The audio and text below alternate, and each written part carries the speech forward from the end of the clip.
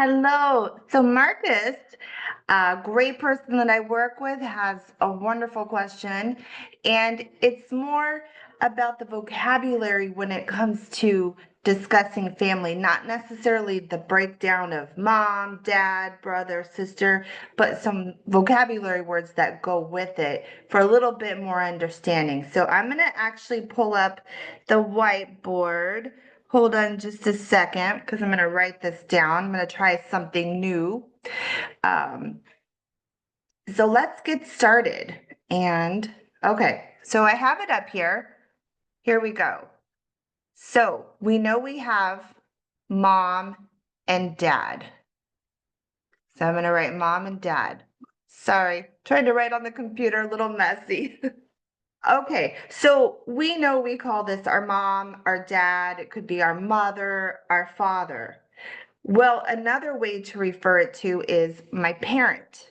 But if I say parent, I'm talking about one. I'm not talking about both of them.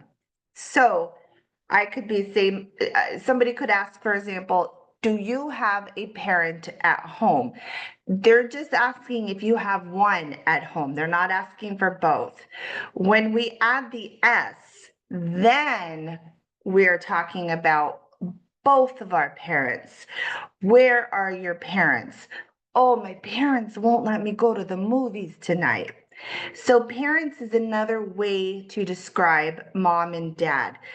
The main difference with parent versus mom and dad is if I say my parent, you don't know if I'm talking about my mom or my dad. You just know I'm talking about my parent. Of course, if I say parents, you know I'm talking about both of them. Same thing goes with if someone's asking you a question. Hey, do you still have a parent over there? Where is your parent? They're not asking you questions specifically about your mom or your dad. They could be asking about either one of them.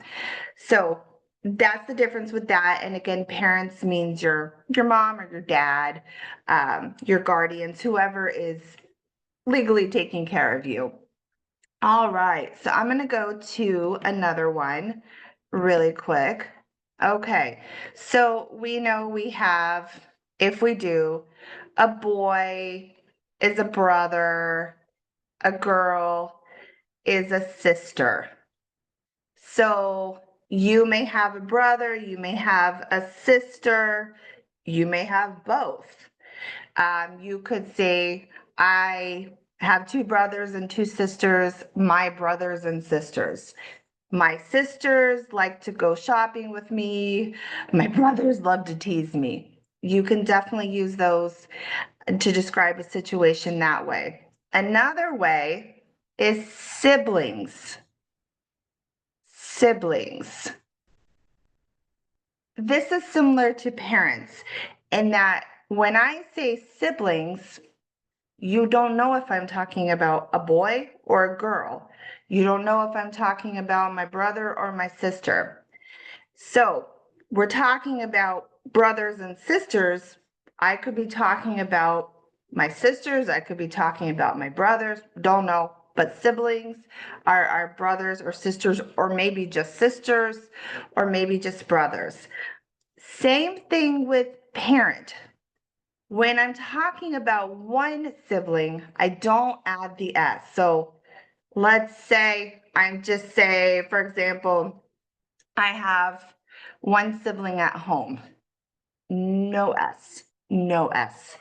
My sibling and I like to eat spaghetti. Just talking about one, just one. But if I say, wow, I have so many siblings at home, it's crazy. It's like a zoo. Then we would add the S. So adding the S makes it plural. We're talking about more than one. Okay, so we have siblings and we have parents. So the other question was about cousins. We'll put cousin again, just briefly go over singular and plural. I have one cousin, no S.